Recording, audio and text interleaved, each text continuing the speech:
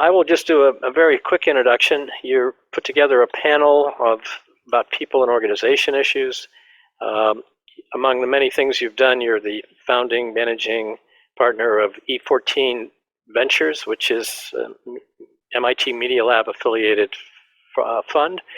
I'll just turn it over to you, and you can introduce yourself more or get on with it, whatever you see fit. But thank you for doing this. Thank you, Joe, and it's great to see everyone. I'm actually here with my co-founder, Clavin, who's calling in from the West Coast. This is, as I said last year, this is close to my heart because my first venture about 20 years ago was born in nuts and bolts. So it's always good to come back to this really cool class.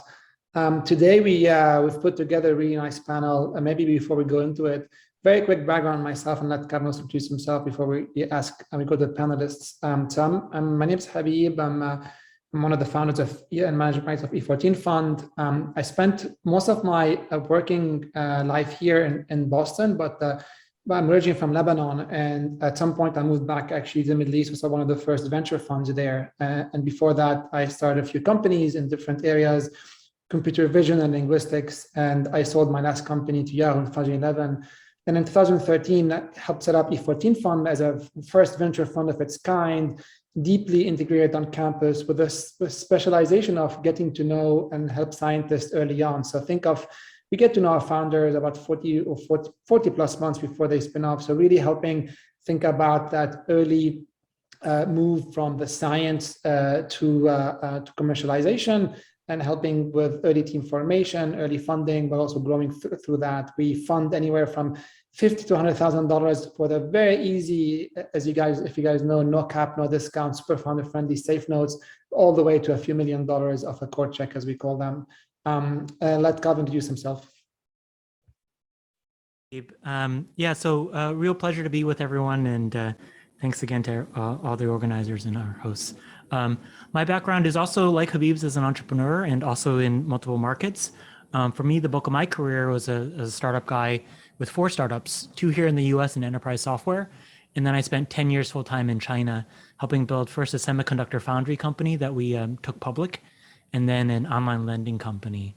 And I've been an early enterprise deep tech investor, mostly in energy, in climate, and in life sciences for the last about 12 years or so in China, and then now back here in the US. As Habib mentioned, I'm calling in from the West Coast. I spend a lot of my time out here in Silicon Valley.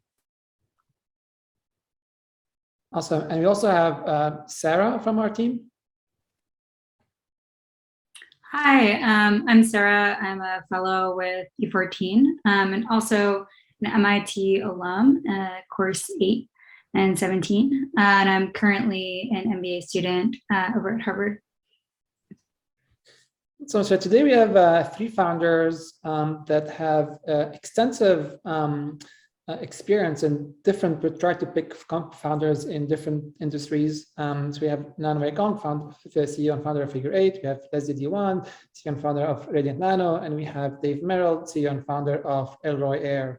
And maybe, so maybe we'll start with Nan-Wei. Maybe introduce first yourself, and actually let's go around the room, introduce each other, and you can tell your name and a quick elevator pitch of your company, and we'll go to questions after that. Sure, thank you, Habib. Hello, everyone. My name is Nan-Wei Gong. I'm the co-founder and CEO of Figure 8. We're creating the data standard for evaluating musculoskeletal health and injury recovery. I graduated from the Media Lab. I have a PhD. I actually went to the same group for master's with Dave. Dave, segue to you. Great. Well, it's a great pleasure to be here. Thanks for the invite. I also did a PhD at the Media Lab, 2009. And my company is a startup that's been around for 5 years. We're called Elroy Air. We are an aerospace meets autonomy meets logistics company building big delivery drones. with applications to express shipping and humanitarian aid shipping and military resupply. And we are also a E14 portfolio company. So lots of interconnectivity. Happy to be here. Awesome. Leslie? Thanks so much. I'm Leslie Dewan. I'm a nuclear engineer by training. I have a PhD in nuclear from MIT. Also did nuclear and mechanical engineering from MIT as well for undergrad. My company is Radiant Nano. We're making new types of radiation detectors for both preventing nuclear smuggling, and also we're finding they have some interesting applications in medical imaging as well. So it's a neat set of regulatory heavy markets. Maybe we can, so the topic of the session is organization and people issues. So maybe we can start from the very first chapters of building a company. Maybe, love to hear how the early founding team came together. I know that in the case of Nan-Wei, it was a relationship that you've built throughout your PhDs. In the case of Leslie, you actually proactively went out and searched for a co-founder and ultimately met with Matt. Maybe, we'll hear some of your thoughts on that. So some of the early learnings that you got, Nan-Wei, we'll start with you, how you got to meet Tim and how did that early framework of building, not just Tim, but beyond that, how do you think about your first hires? Let's talk about the first maybe 5 people of the core team. Yeah, sure. Thank you, Habib. So this is not the first company I started. Actually, so the previous company, we did 100K, it's like real MIT type of startup that spin off on the PhD thesis. The co-founders were really, really similar to me. We're the same age, we do the same thing, have the same degree. So as I was starting Figure 8, I really want to have someone that's really different from me. Just different experience, different life experience, and different life stage. So I met Tim. Tim is a Media Lab sponsor, and I was looking for someone who has a very mature view on how to build production level technology. That was a good fit, and also he's determined to go through the startup experience, and with the full support from the family. So that was really important. So the first hire that we made, first few is the the hardest one, right? Because that's when you have the least resources, you don't have anything, you have a desk. So I think the intention of joining the startup and understanding that you might have 5 jobs, which will become 4 and 3, 2, 1, one day, it's really important. So I think we're R&D focused initially, like all the deep tech companies. So the first few hires are really like the people that can do very, very, very good design and wants to design their own product.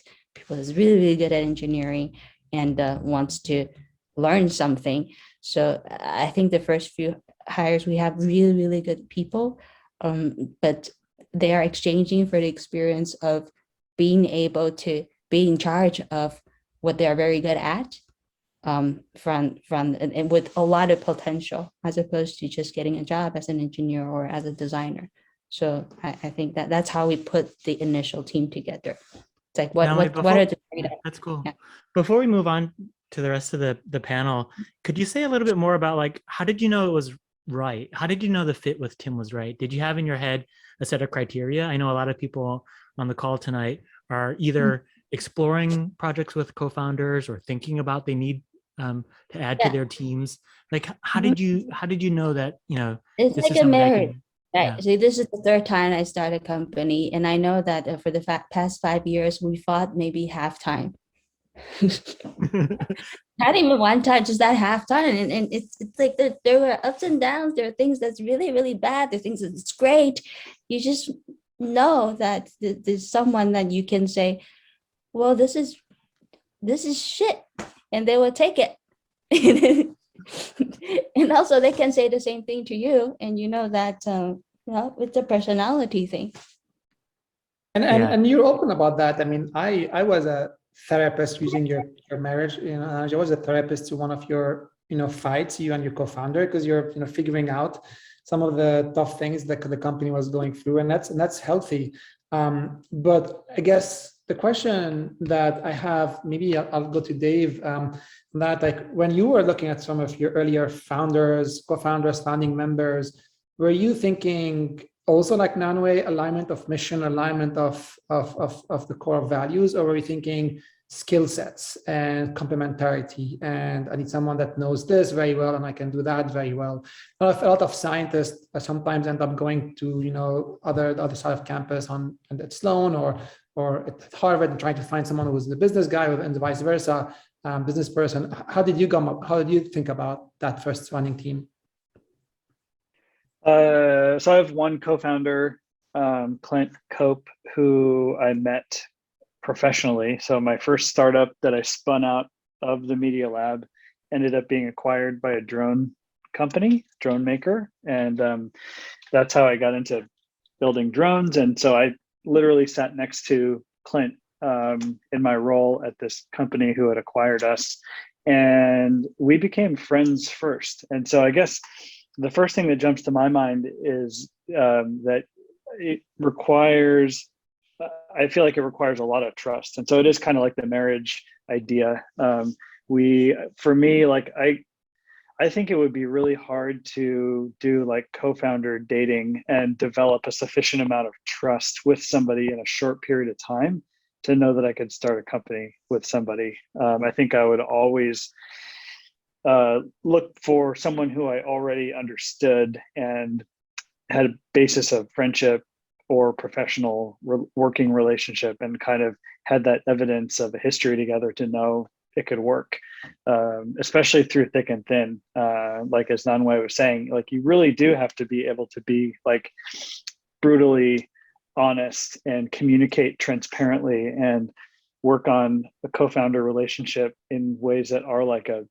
romantic relationship in some ways, like a marriage. Like I think Clint and I have figured out like a lot of things. Like for example, like we're pretty frequently expressing gratitude to each other, which I think is also something that is important to like a marriage. So like some of these ways of just preserving the resilience of the relationship over what can be a very long period of time, I think share in common with like any long-term partnership. So when thinking about like, you know, my co-founder now wasn't somebody who I'd known for like 5 years or 10 years. I'd known him for 1 year, and it was a kind of, I like this person. We are complementary in skill sets. Like his training is as an industrial designer and kind of a self-taught mechanical engineer. And my background is more computer science, human-computer interaction. And so it was a good complementary skill set because he's like a wizard at knowing how to get things made, like fabrication processes and what are the options for making different types of machines or parts, what kind of materials are available. And so he's like really good at understanding supply chain and fabrication of physical things. I'd been through the startup experience before, so I was kind of default CEO, even though like, you know, I have a technical background too. So anyway, it became like a good division of expertise, I think, that we recognized pretty early on. And that was also important, that we weren't like exactly the same background. It's awesome. Yeah, and in my previous experience as a founder, I've been, you know, it's always like I keep almost a mental note of people I've met throughout the years that I really like and I want to be co-founder with. And actually, Clavin was one of them about 11 years ago now. And then, you know, sure enough, like 5 years ago, we were now co-founders. Leslie, in your case, I know that you didn't know your co-founder for too long. I'd love to hear, I mean, you had the two experiences, you have two companies, at least two companies I know of, maybe more. But I'd like to maybe drill down on what were some of the tools and tactics you used to test in an accelerated way of saying, this is the person, I don't know that person for years and years, but these are the things I want to look for to make sure that this is a marriage that's going to work out. Absolutely. So we realized pretty early on, like just after our, you know, first or second conversation, that we had very, very similar goals in mind for any type of collaboration that we'd want to do together. Like at that, in our initial conversations, we weren't thinking, oh, we're going to join forces and have this company, but we could tell at first, like, all right, well, this makes sense in terms of a like complementary technical skill set. And then over the course of a few conversations, like pretty rapidly, just over the course of a month and a half or so, as things became more real, we decided to sit down and think about like, well, what are our values as for this potential company that we might want to create together. For a little bit more background on my co-founder, he's a chemical engineering PhD out of the University of Virginia. He was the inventor of the scintillator technology that's the bedrock tech of our company. It's tech that I had been finding really, really interesting because of my previous work in nuclear reactor design. I've been really concerned about nuclear proliferation, preventing nuclear smuggling. So there was that automatic like attraction on the technology side. And then when we sat down to think about our values for the company, we realized we were in exceptionally close alignment for what we wanted to achieve. Like we wanted to have a tangible impact on the world very quickly. We didn't want this to be an academic project. We wanted it to roll out. We wanted to, have a lot of trust in our hires and, give people autonomy, not micromanage. And we were, kind of playing around with the idea that small things can have a big impact. So small choices that you make all along the way of developing your company can have bigger repercussions later on, and kind of tying that back to the idea of like, oh, things as small as an atom can have a really big impact. So it was just that sort of like, oh, we really like get each other and have complementary technical skill sets. This seems like it's really going to work. And it was a bit of a leap of faith on our part, because it was probably just about 5 or 6 weeks from when we had our first conversation between then and when I said like, well, actually, like, why don't I like join and come in as a CEO? We can raise some funding. We can, really like just rush ahead and get this done very, very quickly. But it's ended up working out fantastically well. We were able to pull in our first round of funding with both E14 and Peter Thiel's Founders Fund just a few months after that. And we've made our first 3 hires, and the values document that we put together, we formalized it in a proper document. That was really helpful in the subsequent stages of our hiring process, because we were able to filter through people who, similarly wanted to have that, tangible impact, to do good in the world, and other things along those lines. Calvin, you're on mute. I see you asking a question. Thanks. Yeah, thanks, Leslie. So it sounds like values connected you and Matt and have served as a good basis for some early hires. I noticed that all 3 of you mentioned complementary skills. And so I think one of the questions that, as I was a founder, co-founder, and team building, and we see across our companies, there's this like choice you might make between like, I don't know what's colloquially called like an athlete, just like somebody who's smart and can do things and like get things done. And everybody in the early days is doing lots of different things anyways, versus like, hey, I explicitly need this function or this role. Like, how did you think about those early people? Like, are they just really smart, really capable, and you have to be flexible with how they'll fit into the team? Or was it very clearly like, hey, we need this type of person? I think in our case, we're quite lucky in that the first 3 hires that we've made kind of fall into all of those, like they're able to meet both. There were no trade-offs. Yeah. Very, very specific expertise in, the kind of niche area that we're working in, but they also have that sort of well-rounded athlete, like they know how to learn, basically. And I like that you use the athlete analogy, because our very first hire, who like exceptionally like fits that mold exceptionally well, she's a world-class hockey player as well. And so and when I was calling up her references for a reference check, her thesis advisor, because she just recently got her PhD in chemistry, her thesis advisor said, oh, well, she approaches science like sports, as like something that you have to like learn and like, do drills on, and is something that's like, achievable, and you can like broaden the various areas that you're good at if you approach it, systematically and diligently. I thought that was just, one of the most wonderful ways to describe someone. I have a question actually for the group. So Habib and Calvin knows that I just hired a commercial lead. So that's an executive. That's a very senior position. And I look back 5 years ago and I'm like, there's no way 5 years ago me could have convinced this person to join me as a co-founder, right? He's exceptional and a lot more senior in that area. And there's no way that we could have started the company together, but he's acting as a partner right now.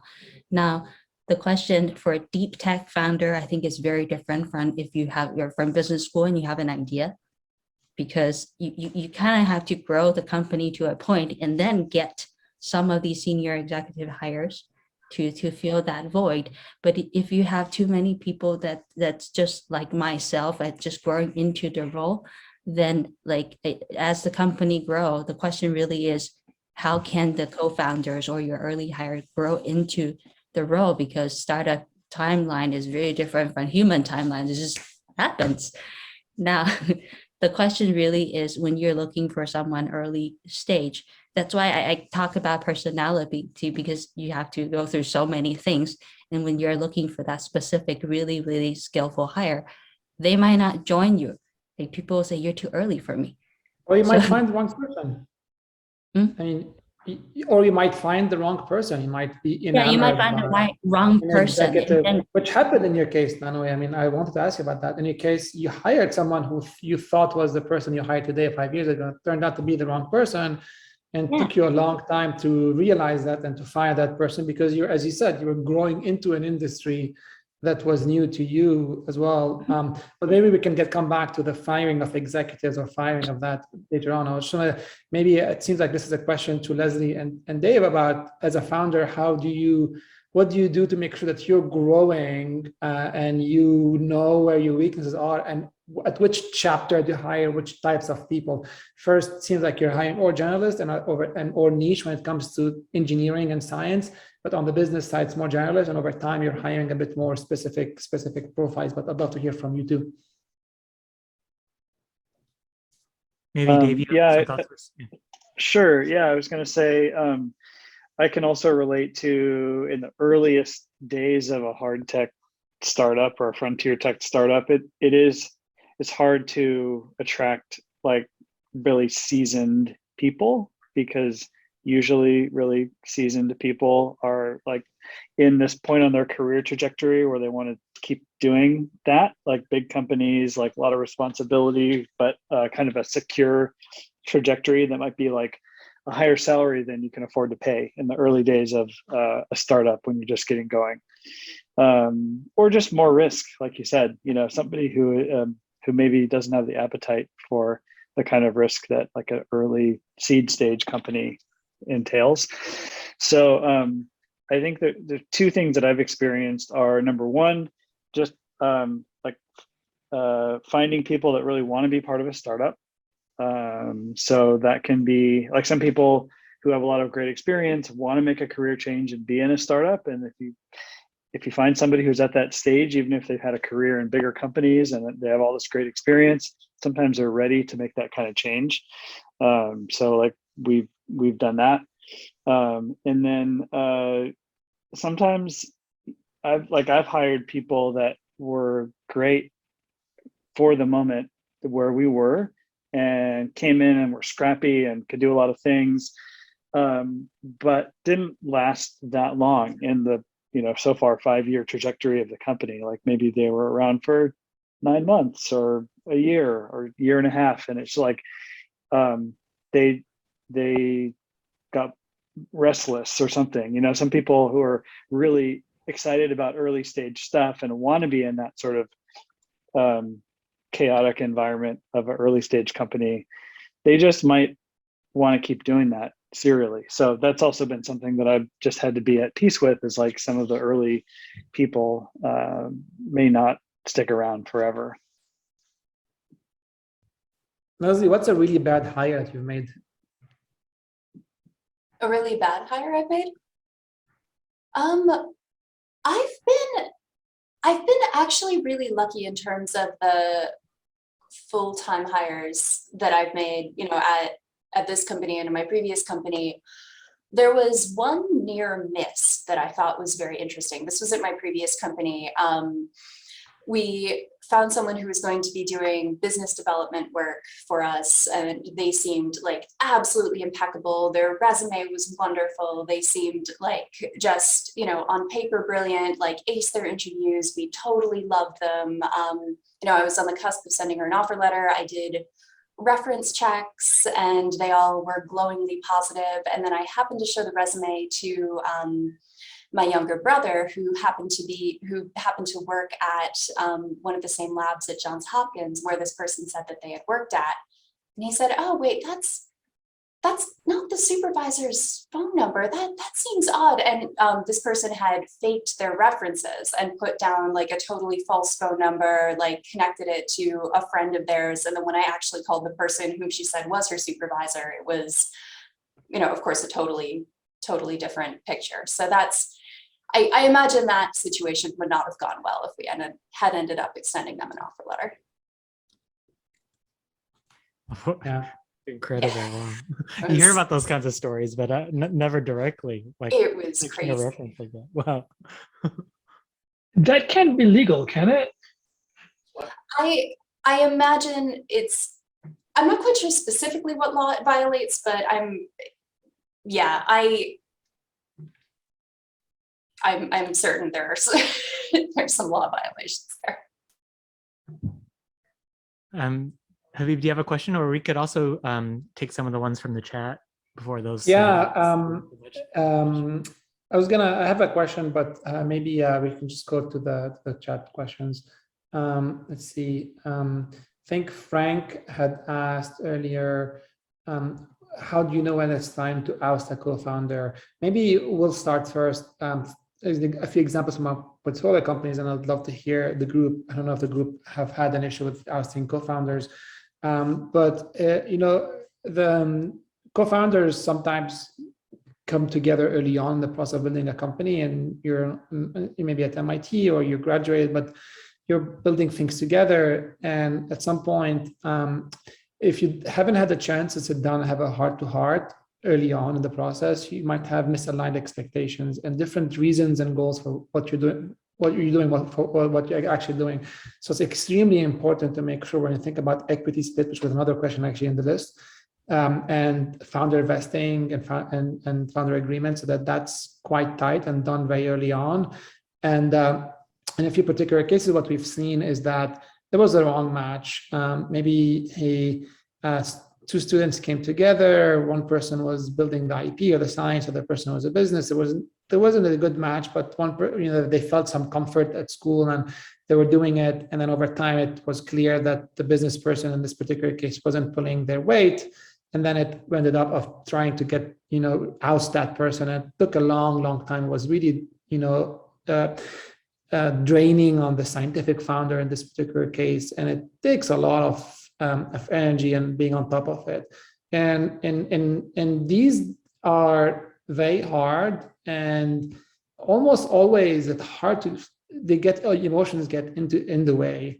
And so often it's good to have investors or advisors or mentors around the founders come in and help out, because these processes can drag on and become quite ugly, especially when people start bringing in their own lawyer to the mix and the lawyer starts putting all these crazy things. So to the extent where potential founders can have this chat early on and test themselves. So there's a lot of interesting things you can do that to test another co-founder. You can try and join a program on campus, or not on campus. You can try to join a non-profit accelerator where you don't need to have a company to start with, or you can try to simulate that. iSpark has a bunch of interesting things on doing customer development journey that puts a lot of pressure on that. So to the extent we can stress that relationship earlier, you'll save yourself a lot of trouble down the line.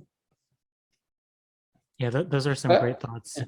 Maybe I just add, there's a little bit of chatter in the chat about equity. And I think founder equity is an important component to this kind of testing and allowing yourself the room to really make sure whether it's working or not. So we encourage all of our teams to have what's called founder vesting. So everybody actually vests the equity in the company, usually with at least a 12-month cliff. So in that first year, you're really getting a sense for whether people as a team, and it may not be a judgment on any individual, but as a team, you're working well together.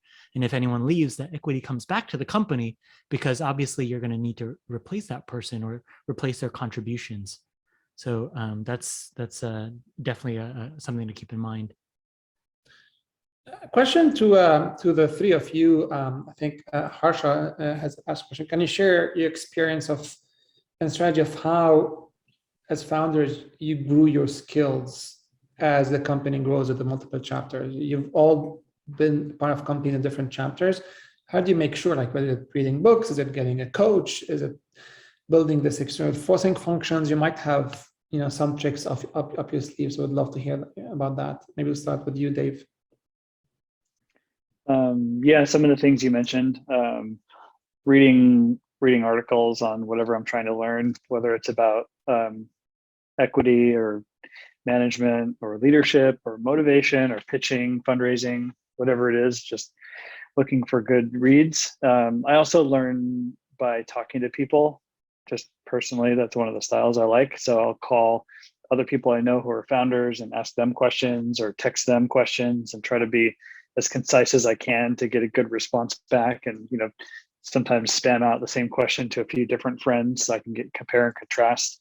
And then in the past year, I also got a coach who I have a session with like once every 2 or 3 weeks, and that's been helpful. This particular coach works with like other startup founders, particularly like robotics and autonomy company founders. So it's actually been useful because, without revealing confidential info, this person can kind of like share what they're hearing across different founders who are in kind of similarly situated in the tech landscape, or maybe similar stage companies, which, I don't know, makes it a little bit like when you work with a big law firm and they work with a bunch of companies across the industry, they know like what a good contract looks like.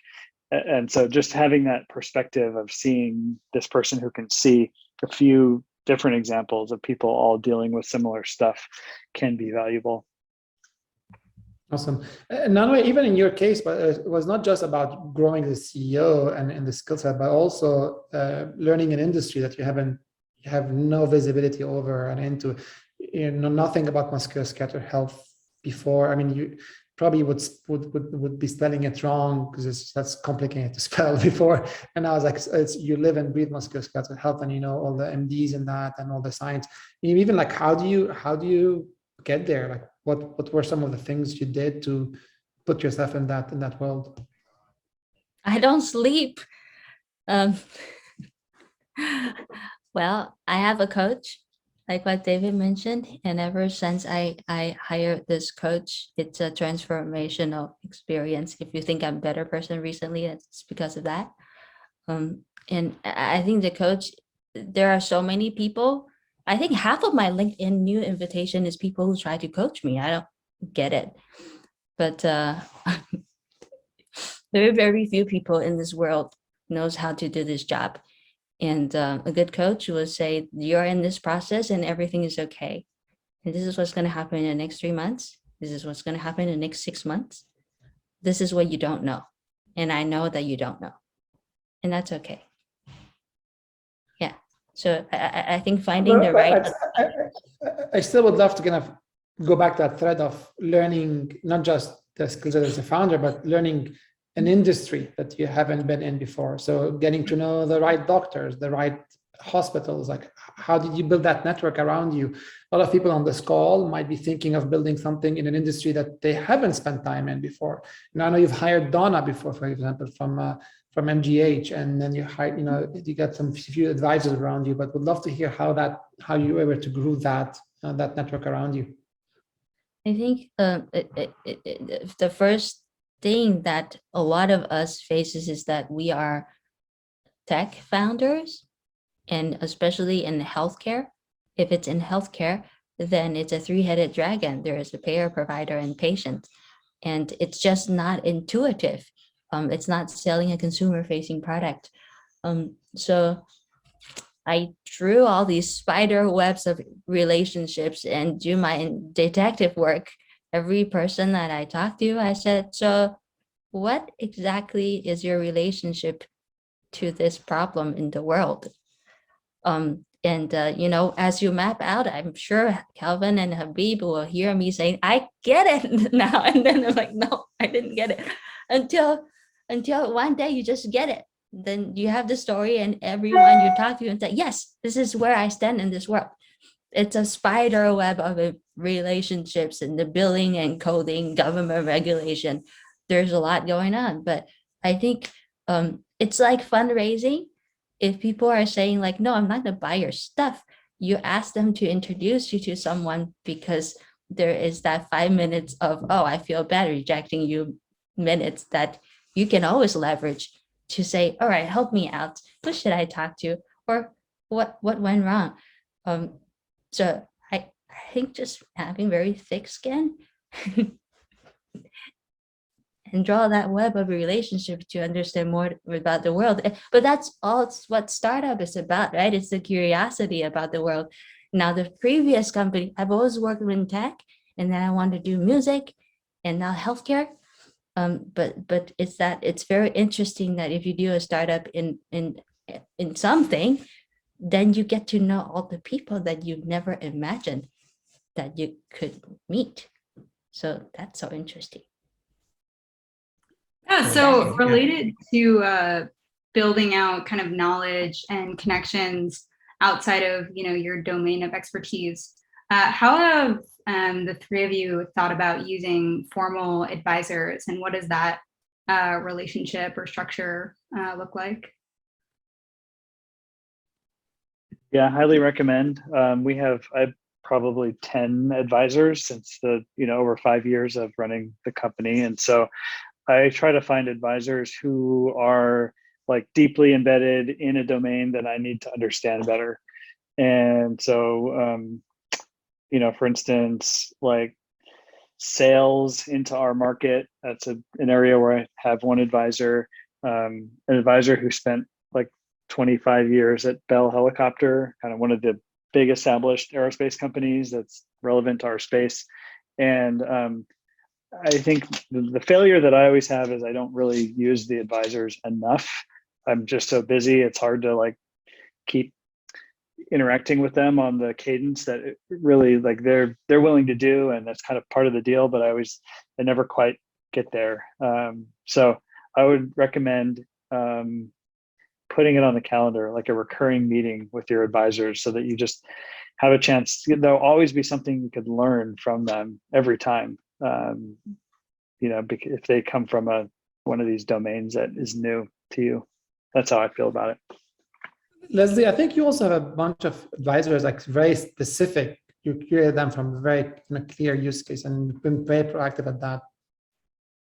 Yeah, that's so I've taken a similar approach to finding specific advisors to work with. And like primarily we've been building out our technical advisory board and just finding people with very, very specific, exactly as David said, like technical expertise in key areas where my co-founder and I and our initial team just don't have that domain knowledge. And I know at my previous company, like we had a similar fantastic advisory board, but one of my failings was that I wasn't engaging that advisory board on a regular enough cadence. And so that's something that I'm trying, you know, with my current company to make sure that we're, you know, just keeping up that very, very regular cadence, and just, you know, have a set of just smaller asks, which, you know, there are a lot of small asks for us at this stage as we're building out our domain knowledge within the space. The way we see our companies do advisors is like there are a few buckets. There's the brand name, but they're never going to give you time. You know, very famous faculty, very much famous scientists in the world, and so you'll see maybe, I don't know, not to pick on one particular faculty, but you know, you'll see dozens and dozens of startups with George Church as an advisor to them. does George Church have time for everyone? Maybe not. He has time for a few, for a handful. So there's that. But it gives you the credibility that, oh, like I'm actually, there's something I'm doing. Doesn't move the deal that much.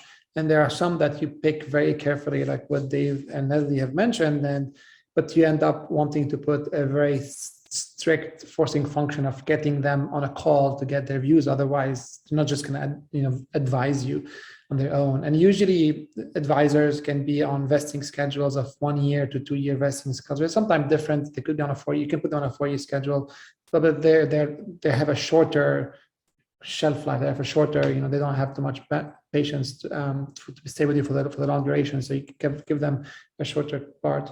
But maybe I want to switch on to the next chapter. So we talked a lot about that first 5 hires, early founders, first hires, bad hires, firing. Maybe we can talk more about firing. I know there's a bunch of questions, but maybe we talk about that next chapter of when you get to that 10 people, 15 people, and you start to think about putting OKRs or different systems and tools that you're using to make sure people are performing and reviews and all of that. And you're starting thinking about an org structure and accountability.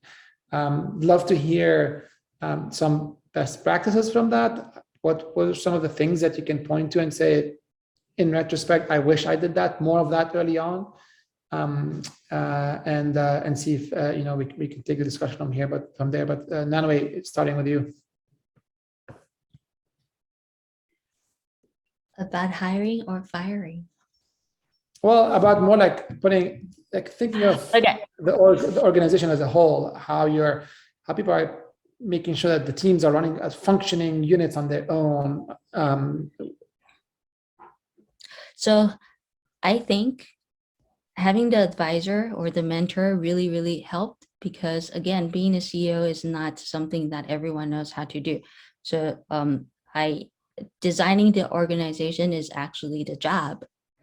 But if you just graduated from school, how would you know how to design an organization? You Google what the org chart looked like. That doesn't mean anything, right? How do you hire the person that actually knows the job and then evaluate whether they're doing the job properly is key. And I get it now. Now, the key is to find someone who really, really knows what this person's what are the main business objectives, for example. Define it. It is in the contract. They agree to it. And then 3 to 6 months later, you will know if they can do the job or not. So I wish that I had the right advice. Well, but in retrospect, if you are a deep tech company and you are trying to find a focused market point of entry, as you are looking for it, it's extremely hard to hire the business person. We have a technology, and now our main market is for insurance company to use the technology and the data to decide how they manage their claims. Now, before we decide that, everyone you talk to will give you a different idea on how your business should look like. And if you say, I'm building a platform technology, that basically is the start of the nightmare, because you could run 30 different companies on it, right? So it almost feels like the first commercial person you hire is when you decide the market entry, right? So it's a chicken and egg problem. How do you decide with limited information about the market? And then how do you evaluate this commercial hire?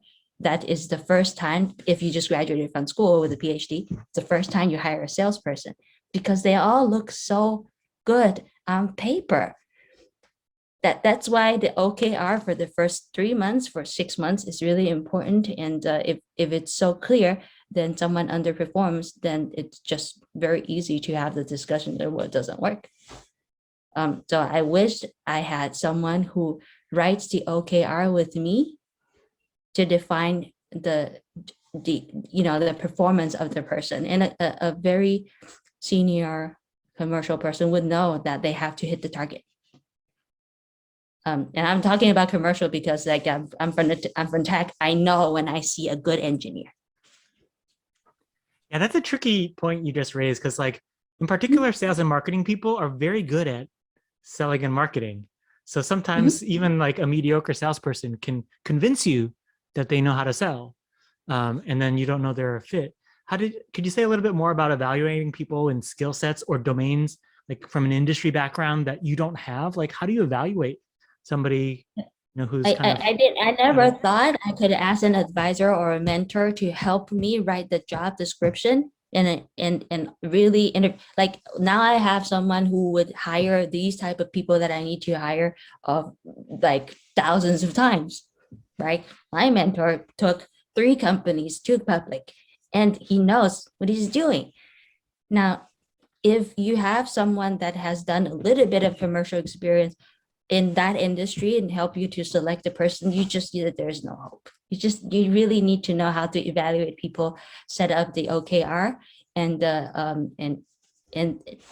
then we would know, do you really know the industry? But I think the difficulties in terms of commercial hire, like early on, and again, if you're a business major, your problem would be hiring the right engineers because they all look great on paper. Yeah, just find an expert to help you evaluate, and also having the accountability that's not set, like the performance metrics that is set up by someone who is the expert in the domain. Those are great, very practical tips. And as you are bringing on more people at this next stage, and the size of the team is growing, maybe you're bringing on your first executive hire that's not wasn't an original co-founder. How do you think about kind of maintaining the culture and the mindset of the organization as you grow into that stage? I don't know. Maybe Dave, you want to take that? You've been on the journey a little longer. Sure. How do we preserve culture as we grow? Great question. It doesn't happen automatically. Some of the things that we have done have been this was early on, but the establishment of a set of core values for the company. And we make sure that every new hire knows those, and we kind of talk through them during onboarding. We refresh them, or we reiterate them at the beginning of every quarter. We have like this quarterly kind of kick off the quarter meeting, like all hands. And that's together with a mission, vision. So we have a mission, vision, core values. We bring those back into the forefront every quarter to everybody. And then try to also just have like regular rituals that keep people together. Like, it's been a little harder during COVID where our team is operating hybrid. But like, we do a Monday morning all hands where we kind of kick off what's happening during the week, and each of the leadership of different parts of the company gives a little overview of what's going on, kind of like what happened last week, what's happening this week, maybe a little bit of a longer view, kind of like a stand-up, but kind of at the company level. And then on Friday, we have like a wrap-up at noon, which is an all hands that is a little more informal. We use it for what we call show and tell. So what got built this week? What are the new things? And so we go around, and like our engineering leader usually will like ask different people on the team to describe, something they built or finished that week. And there's pictures that come out of our show and tell channel in Slack. So that's kind of how we preserve this culture, which feels like a very familiar like engineering culture to me, where things are always getting built. And so the fact that we just do this together as a team once a week is one of our most important rituals. Leslie? I'm mostly just learning a lot from what everyone else has said, since my organization is still so small, just 5 people total, 3 hires. But I love the idea of just keeping that focus on the company values as it grows, to keep that, to keep the good parts of the culture as you scale.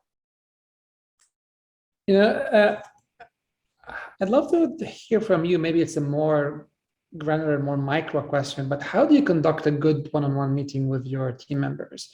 Whether it's a catch up with a co-founder, a discussion with an engineer on your team, or a salesperson on your team, like what's a good way of there's multiple tools I've seen out there. Founders have different approaches, but from your experience, what's a good way to conduct a meeting, whether you put it categories and questions that you want to go through? Maybe Leslie, if you've had the chance to think about that through your past journeys. A little bit.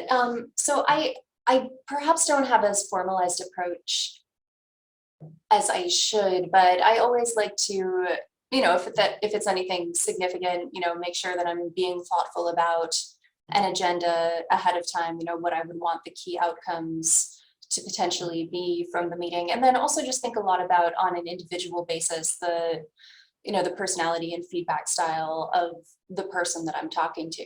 One of the things that my co-founder put into place at our company, and it's something that I adore, but I never in a million years would have thought to do it myself, was it's like, all right, we're all just going to do, Myers-Briggs personality tests, like taking them with a huge grain of salt because they can be a little bit silly, but we're just going to have this be a starting point for a conversation about, what our outlook on the world is, what our feedback styles might be, how we might interact with each other, where are the different gaps in our kind of emotional toolbox as a team. And I found that to be incredibly useful. And just, in one-on-one conversations, it really helped me think about things from my colleagues' perspective.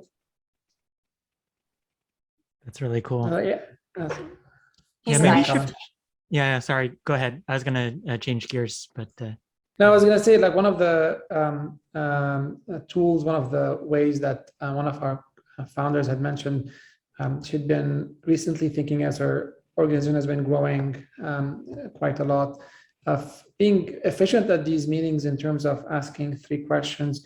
What have you done since the last time we talked? Especially if you have, show me your OKRs. Let's talk about your OKRs, where you stand right now. And let's talk about a challenge that, what you're looking forward to, and a challenge that is preventing you from achieving. What's one challenge that potentially prevent you from achieving what your goal is?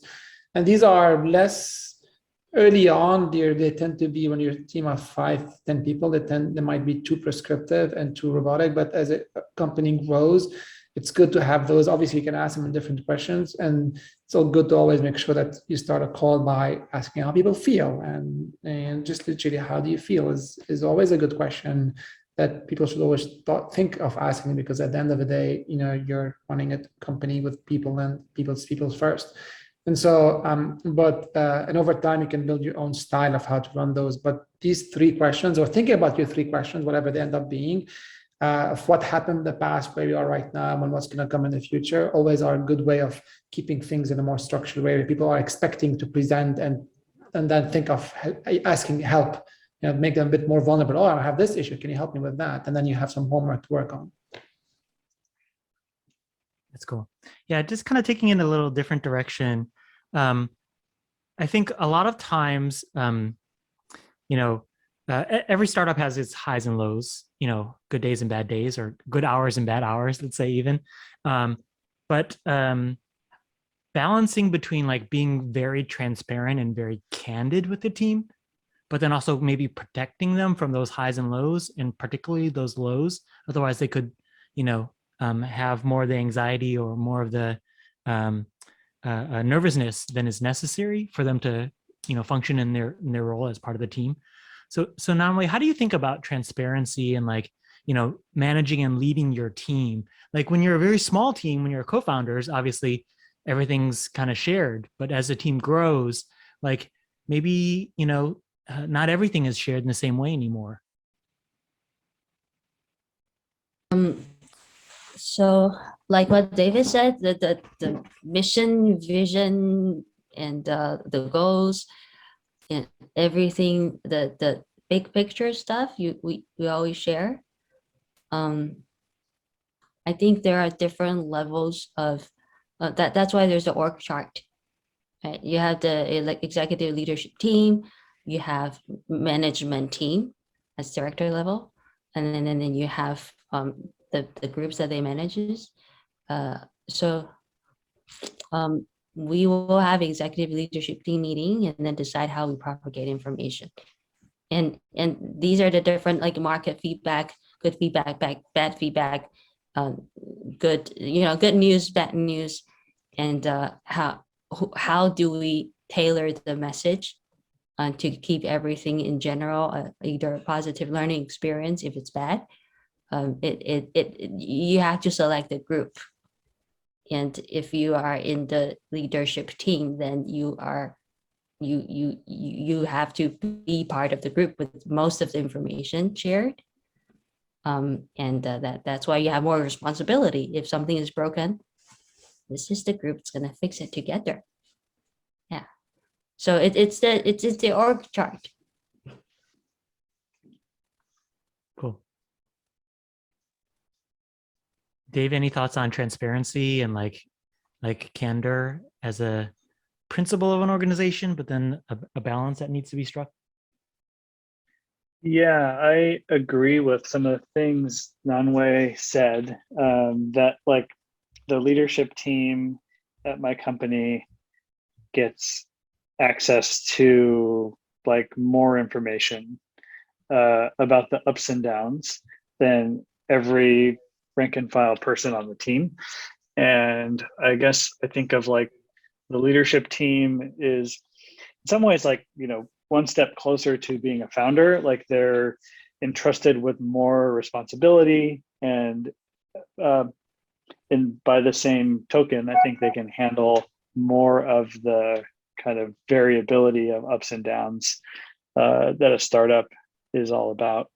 So I think in general, I would try to share information with the team that's going to affect them.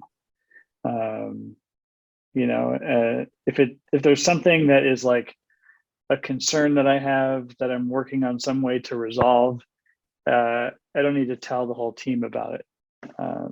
Maybe mention it once it's resolved or not.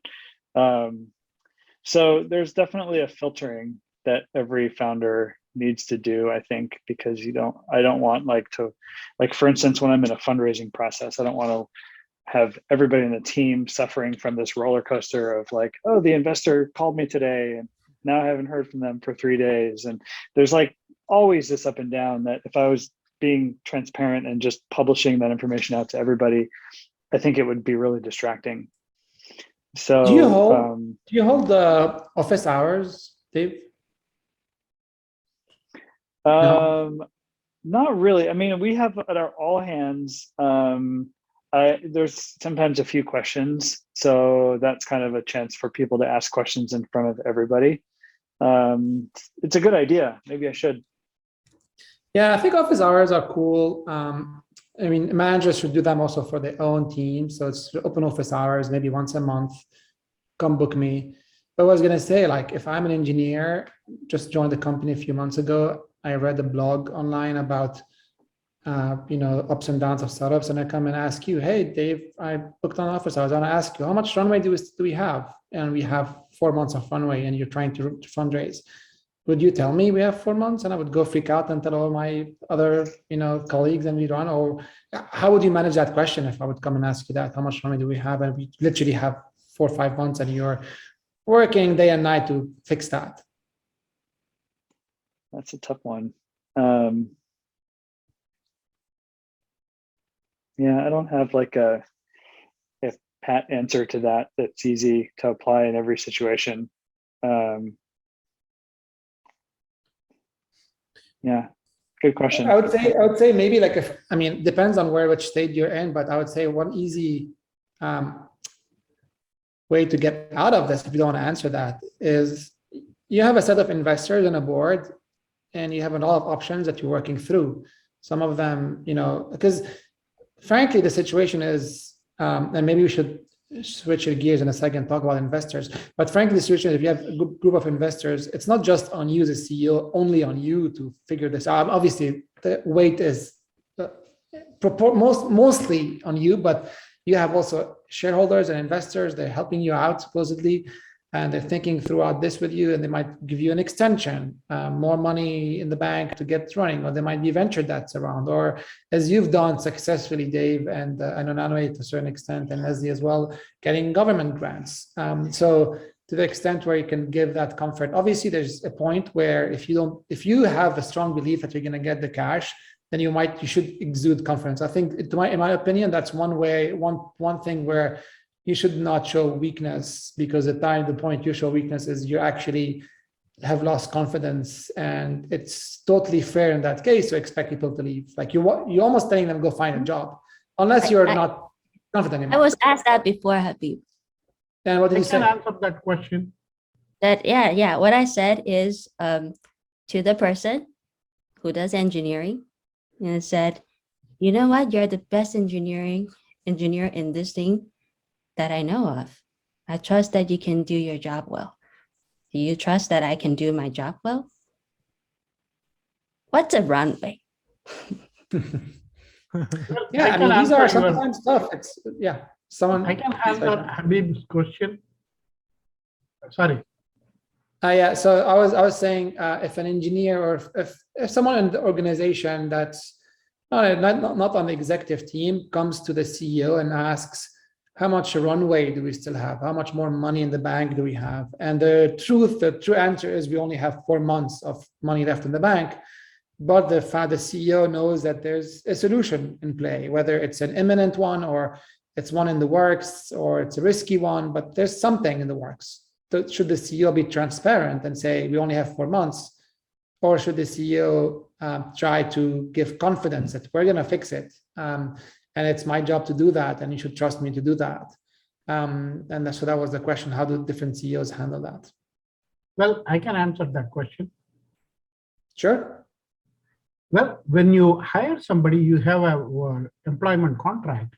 Usually, that employment contract provides for certain notice period where you can fire that person after certain giving a notice of 30 days or 15 days or 1 week or at will. So when such a person asks the question you ask, all that you can need to say is that we have enough funding to keep paying for all the people that we have hired.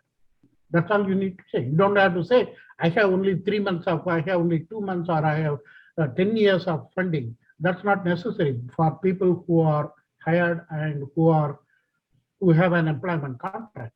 But on the other hand, the founders and the leadership team will already know how much money the company has and how we can do all those things. So that is the way you address I will address that question, your question. Yeah, that's a good suggestion. I mean, the challenge, of course, with this, I mean, there's lots of times, this is a very particular kind of information, that there is a factual basis to it. And then, whether you believe you have a solution or not, you may not want to tell the fact. You may not really want to release that fact. Yes, so that makes it particularly challenging. And I think it's going to vary a lot depending on, even if you've usually been transparent, and then you even say, which I really like what Nan-Wei said, that might send a ripple of, well, why didn't she say, depending on the audience for that, you have to kind of do your best as a leader to think a step or two ahead of how they might share that with their colleagues too. Yeah. Maybe I want to shift questions to, at some point earlier in this chat, there was a question around finding investors and doing digital investors as an extension of the team. Are the investors. Sometimes they can drag you and they can drag the company down, and sometimes they can amplify it, and sometimes they can just be there for the ride, not doing much either way. I'd like to hear from the group how you've done your work at finding, diligencing, and then managing, because managing, sometimes some investors need a lot of managing. Some people on this call know that quite well as well. So maybe Leslie, we can start with you. Sure. So I've been really lucky in that at both my previous company and my current company, we've had a fantastic set of investors who are just very morally and ethically aligned with what we want to do. And the vast majority of the investors from my previous company have all, come on board with my current company as well.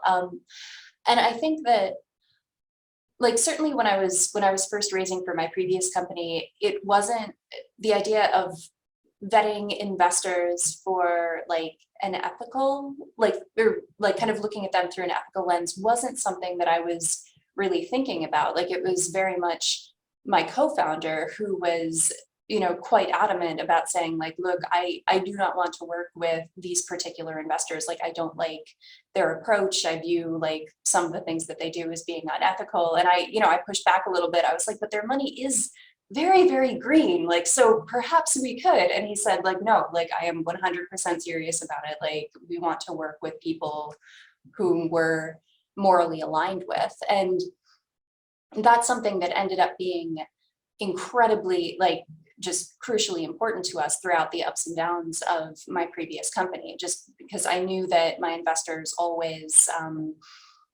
had my back, really, and that I could trust them to support my doing the right thing going forward. And even, maybe the most concrete example of it is when I was winding up my previous company. So we ended up ceasing operations just a few years ago, and it was a nuclear reactor design company. And what I wanted to do, and this was a really tough call, was, instead of selling off the company for parts or anything like that, I wanted to put all of the information out into the public domain. And so when I called up my main investor, Founders Fund, and told them about this plan, they said, like, well, yes, of course, like, we invested in you because we care about, not just your company, but we care about the advanced reactor sector as a whole. And by putting this work out into the public domain, that's going to help advance the sector. And that's ended up being true. So the work that we did at our previous company is now being used in a number of different national lab experiments within ARPA-E, within some other parts of the Department of Energy, and it's gone on to do more things. And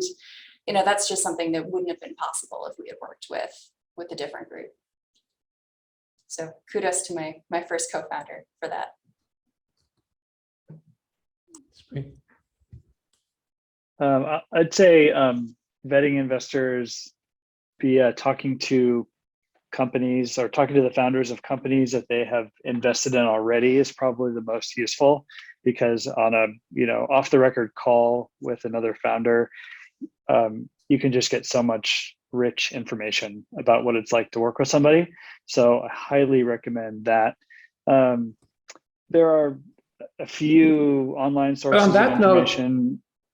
So Dave, on that note, one of the things that's tricky is the investor often volunteers, hey, you should talk to Nan-Wei. Nan-Wei really likes Habib and Clavin. So we're not going to volunteer someone that doesn't like us. So how do you actually really get to the bottom of it? Because it's, there's some reputation, and sometimes people hide it, and only when you work with them that you see that. There's probably some other signs you can look forward towards as well. Yeah, similar to when I'm looking at a VC firm for the first time and trying to understand if they could be a good fit, go through their portfolio page, look at all the companies, look up, find out if any of the companies are somewhat similar to yours in either domain or stage or whatever factors are relevant. If you're fortunate enough to recognize a company that's in there and say oh, I know that founder, definitely reach out to somebody you already know, because they'll probably give you the accurate info. But if not, just a few picked at random that you think look relevant to your own company might be a good place to start. And most founders I've found are usually willing to have a quick conversation with another founder. There's kind of a code of helping each other that makes people willing to do that. And if you can, if you really want to find out what's it like with the ups and downs of a startup with this investor, find a company that the investor backed and then it didn't work.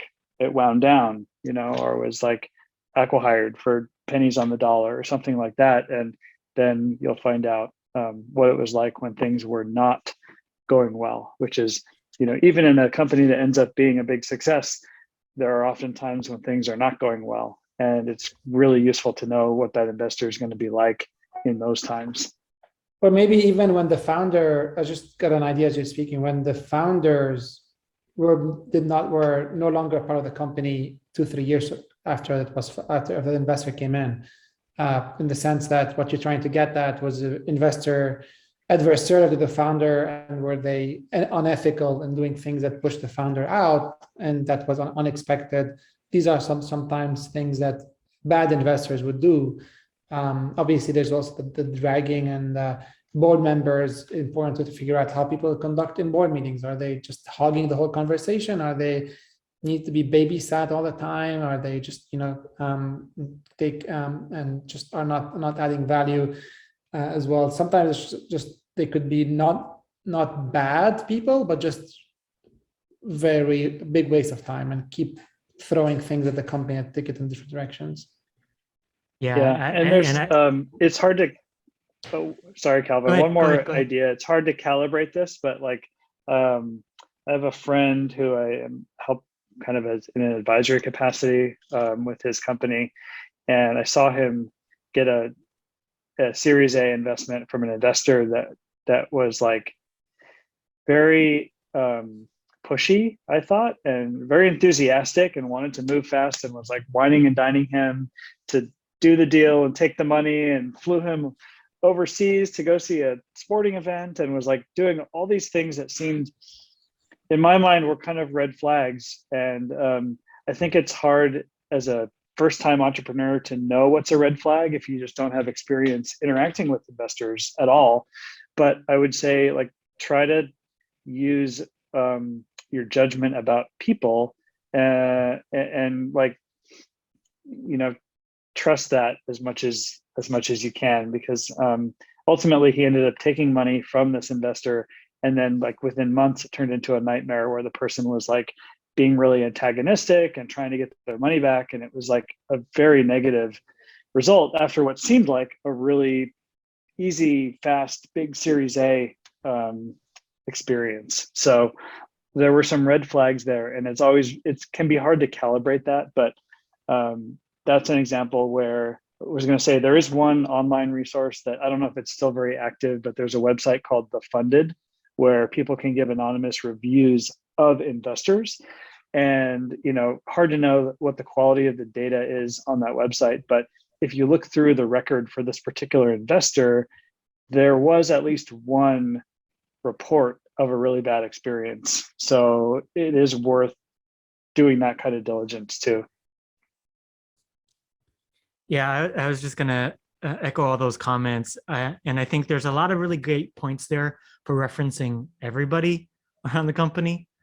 But in the case of investors in particular, I think there's maybe, if not certainly as wide or maybe even a wider variance in quality of angel investors or experience with angel investors. So like, you'll get people who are making their very first VC investment. And so they may have good intentions, they may be a good person, but their expectations of how to engage with you might be very misaligned as well. So definitely, doing your diligence on your investors of all stripes is really important. For angel investors, has anyone of you had a chance to work with SBA to get funding? Sorry, with whom? SBA, Small Business Association of US government. SBA? Yeah. Small Business Association of US government. It lends money for startup companies. Does anyone we have received, we've received SBIR contracts in this company from the Air Force, in my previous startup from the National Science Foundation. Okay. So I think, anyway, that's probably a much longer discussion. But the summary of trying to get cyber contracts when you're like a capital intensive frontier tech company, in my experience, is that the amount of money you can get may not be worth the amount of effort that you need to put in to get the contract. Oh, they give you lots of money. With the low. Depends on how much you need, whether it's a lot. Okay. Okay. Good. Thank you. One of the, I think overall it's a good source to explore. Was that so? Maybe Nan-Wei, a question for you. Just got to remind of something. a number of years ago, and I think maybe I've said the story in front of you. Nan-Wei, I went for a trip to Boulder. Was in middle of one of my startups, and the startup was kind of an ups and downs. I remember we went up in the mountains driving, took a break from the Techstars demo day, and at some point the dirt road starts and the asphalt ends, and then as we drove, we saw the sign of how to scare a mountain lion. And it says, if you see a mountain, you see plenty of mountain lions here, and if you see one, you have to stand up and you put your jacket or whatever your t-shirt on top of your head, and you have to pretend you're bigger than who you are, and then stand still, and that's how you scare a mountain lion. And it hit me. It's like an early stage founder. You have to pretend you're bigger than who you are, and then you have to convince investors to believe in that that you're bigger than who you are, and you do that. And maybe going back to the basics of the starting point of a company, maybe we can part on those. Advice from the three of you, like starting up, you're just first-time founder, this world of venture is intimidating, you are trying to convince investors, trying to inspire people to join you. They have families, they have mouth to feed, and you want them to join you and take a huge discount. What are some of the tools and tactics and storytelling? Obviously, first is convincing yourself before you convince others. But what makes you such that you're so confident standing in front of them and telling them, "Give me millions of dollars," or "Come join me," and take that jump? What are the signals you look for you to get that confidence to say that? Yeah, I was trying to give you 5 stars on this a link that David just shared. Because E14 Fund and I honestly won't be able to do anything without the support. Thank you, guys. I think being in the MIT community really is just so great. A lot of the the network is great. You have a great degree, you have a great network. It's not hard to convince people that you are credible enough. That's the first step, right? I'm credible enough. And second is I believe that I can figure it out, because I truly believe I can figure it out. So I'm not bluffing when I say I believe that with this plan, I will figure it out. But if you don't believe you can figure it out, maybe don't do it. Does that make sense? The confidence comes from I'm going to figure it out. I believe in it. Yeah, I get it. % my perspective as well. Like the internal confidence and sorry. Oh no, I'm just saying we should understanding. Yeah, like the sort of internal confidence and being able to project that and being able to tell that story like that I found comes pretty naturally. And then the key piece, the absolutely crucial piece that has to happen after that is just surrounding yourself and bringing on and attracting the right people, the right initial hires, the right investors to work with, the right advisors, because then you have people whom you can trust, people who can fill in the gaps in the skill sets that you have, and people who will make sure that you're continuing to be aligned on the right path.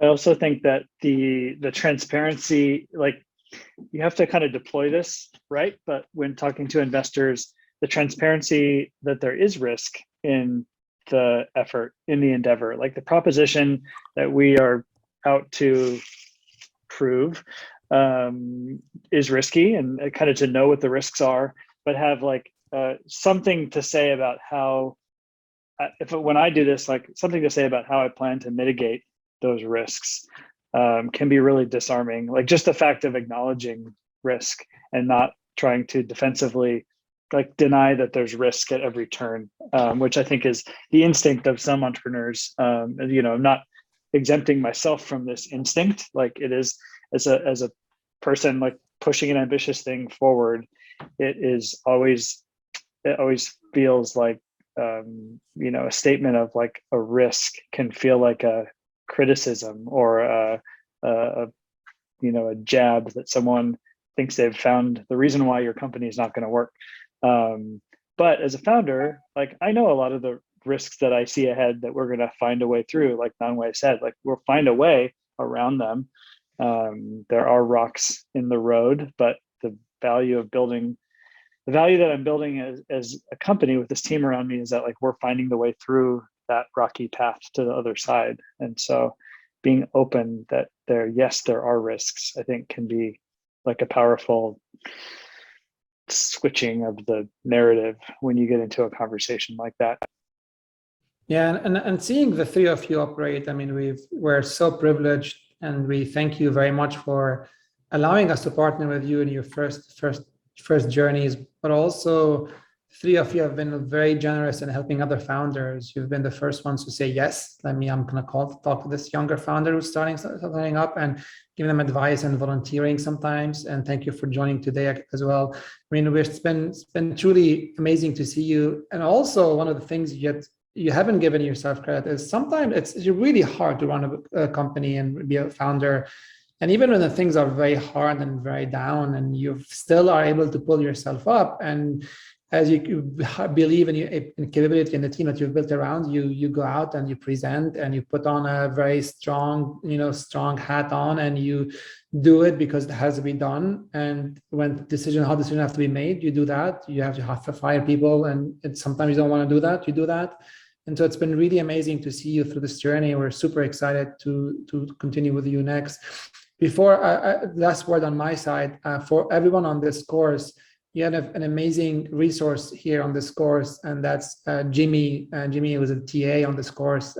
We've been have the privilege to work with him as a venture fellow at E14 Fund. So he's your gateway to what's happening in VC, and it's been really amazing force of nature seeing him work with startups. So if you need advice and tips and getting to someone very quickly, Jimmy has been great. So thank you very much, Jimmy, as well, and Joe for hosting us today as well. Well, this was a fantastic panel. I mean, the questions were all over the place, all relevant, and the answers, they were so candid. You so often you get people saying, here's what I did and we were a success, but your insights for people who are never taken a step down this path are really giving them a real idea of what might be ahead. So it's very valuable, and I don't know if the people taking the course realize how amazing this was. So with that, I guess we're probably at time.